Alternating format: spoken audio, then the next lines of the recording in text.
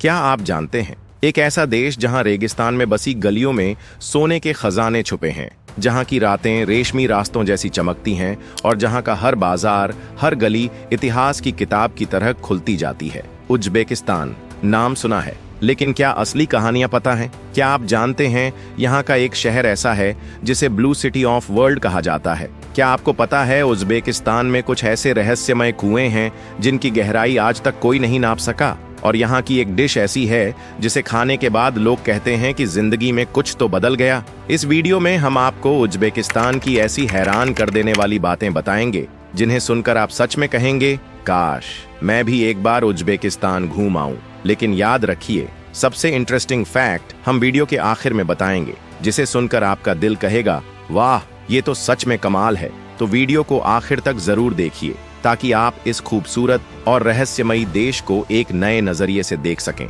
चलिए शुरू करते हैं। इसी तरह की और रहस्यमयी जानकारी प्राप्त करने के लिए हमारे चैनल ट्रू हिस्ट्री को आज ही सब्सक्राइब करें और बेल आइकॉन को प्रेस करें। मध्य एशिया के नक्शे पर बसा एक ऐसा देश जिसकी मिट्टी में इतिहास की खुशबू भी है और हवा में भविष्य की हलचल भी, उज्बेकिस्तान। यहाँ की राजधानी ताशकंद सिर्फ इमारतों और सड़कों का शहर नहीं, बल्कि वो जगह है जहाँ सदियों पुरानी गलियां और तेजी से दौड़ती मेट्रो ट्रेनें साथ साथ चलती दिखती हैं। आज ताशकंद मध्य एशिया की उन राजधानी में गिनी जाती है जो इतिहास और आधुनिकता का संगम बन चुकी है। उज्बेकिस्तान की एक दिलचस्प बात यह है कि यह उन कुछ चुनिंदा देशों में है जो डबल लैंडलॉक्ड हैं, यानी इसके चारों तरफ केवल ऐसे देश हैं जिनकी खुद भी समुद्र तक पहुंच नहीं है। इसके पड़ोसी हैं कजाकिस्तान, किर्गिस्तान, ताजिकिस्तान, अफगानिस्तान और तुर्कमेनिस्तान। करीब 3.5 करोड़ की आबादी और 4,47,000 वर्ग किलोमीटर में फैला यह देश अपनी आत्मा को अपने झंडे के रंगों में समेटे खड़ा है। नीला रंग आसमान और पानी की आजादी को दिखाता है, सफेद रंग सच्चाई और शांति का प्रतीक है, हरा रंग जीवन और उम्मीद की कहानी कहता है और ऊपर बना चांद और 12 सितारे इसकी सांस्कृतिक पहचान और विरासत को सलाम करते हैं। भौगोलिक रूप से उज्बेकिस्तान सदियों पहले ही ऐतिहासिक सिल्क रूट का अहम हिस्सा बन चुका था। यही वह रास्ता था जिसने चीन से लेकर यूरोप तक व्यापार और संस्कृति की नदियां बहाई थीं। समरकंद, बुखारा और खीवा जैसे शहर केवल बाजार नहीं थे, बल्कि कला, ज्ञान और स्थापत्य का वो खजाना थे जहां से दुनिया सीखने आती थी।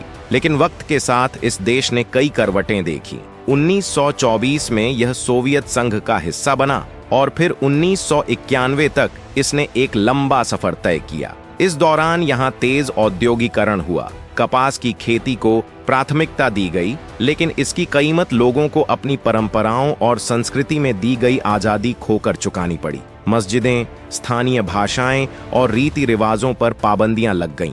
लोगों की संस्कृति को बदलने की कोशिशें हुईं, मगर इसके बावजूद यहाँ के लोगों ने अपनी पहचान को मरने नहीं दिया। 1991 में जब सोवियत संघ का पतन हुआ, तब उज्बेकिस्तान ने एक स्वतंत्र राष्ट्र के रूप में जन्म लिया। यह आजादी एक नए दौर की शुरुआत थी। लोग फिर से अपनी भाषा, रीति रिवाज और अपने लोक गीतों में लौटने लगे। इसके बाद धीरे धीरे देश ने राजनीतिक स्थिरता, आर्थिक विकास और दुनिया से दोस्ती की राह पकड़ी। हालांकि इस दौरान चुनौतियां भी सामने आईं, लेकिन उज्बेकिस्तान ने अपना रास्ता नहीं छोड़ा। दोस्तों, ताशकंद और समरकंद इस देश के वो दो रत्न हैं जिनकी चमक पूरी दुनिया में देखी जाती है। ये शहर सिल्क रूट के समय से ही व्यापार, शिक्षा और कला के केंद्र रहे हैं। खास तौर पर समरकंद, जो कभी एक महान शासक की राजधानी था, अपनी नीली टाइलों वाली इमारतों, भव्य मीनारों और मकबरों के लिए प्रसिद्ध है।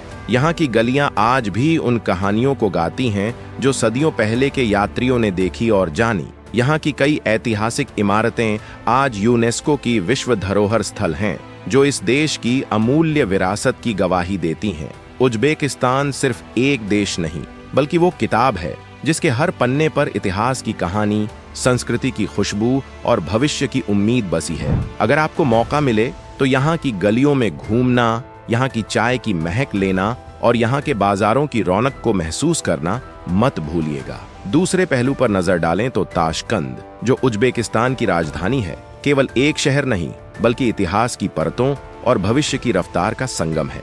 यहाँ की सड़कें, जहाँ आधुनिक इमारतों, नए मॉल और इंटरनेशनल एयरपोर्ट की गवाही देती हैं, वहीं पुराने बाजारों और सदियों पुराने स्मारकों की खुशबू भी हवा में घुली रहती है। सोवियत दौर में इस शहर ने बड़े बदलाव देखे और आज यह मध्य एशिया का एक आधुनिक औद्योगिक केंद्र बनकर खड़ा है। लेकिन इसके बीच भी इसकी पुरानी गलियां और बाजार अपनी कहानियां कहने से नहीं चूकते। यहाँ इतिहास और तरक्की का जो मेल दिखता है वो आपको हर कदम पर हैरान कर देगा। अब अगर बात करें इस देश की संस्कृति और परंपराओं की, तो उज्बेकिस्तान की पहचान उसके रंग बिरंगे उत्सवों और पारंपरिक मेलों में बसती है।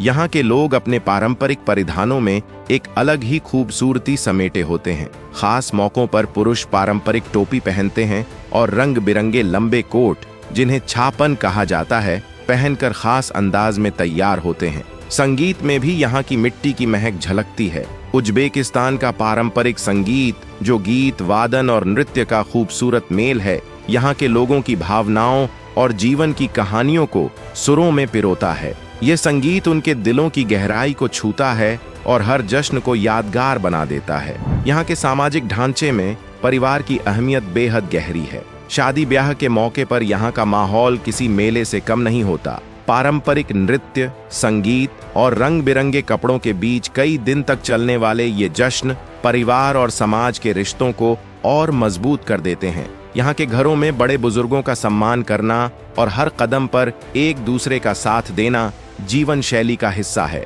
मेहमान नवाजी में यहाँ के लोग दिल खोलकर स्वागत करते हैं, जो यहाँ की संस्कृति की सबसे खूबसूरत झलक पेश करती है। अब बात करें यहाँ की रसोई की, तो उज्बेकिस्तान के खाने में वही स्वाद और आत्मीयता छुपी होती है जो यहाँ की मिट्टी में बसी है। यहाँ की सबसे मशहूर डिश है प्लोव। चावल, गाजर, प्याज और मसाले के साथ मांस को मिलाकर तैयार की गई यह डिश हर खास मौके की शान होती है। समसा, जो तंदूर में पकाई गई भरवां पेस्ट्री होती है, यहाँ के स्ट्रीट फूड की जान है। वहीं लगमन, ताजगी से बनी नूडल्स और मसालेदार सब्जियों से भरी ग्रेवी में परोसी जाने वाली डिश यहाँ के खाने की विविधता को और बढ़ा देती है। उज्बेक लोग चाय पीना बहुत पसंद करते हैं और चाय यहाँ के मिलनसार माहौल का अहम हिस्सा है। यहाँ परंपरागत तरीके से बनी काली या हर्बल चाय से मेहमानों का स्वागत किया जाता है। अगर आप उज्बेकिस्तान की गलियों में घूमें तो हर नुक्कड़ पर ताजे और गर्म पकवानों की खुशबू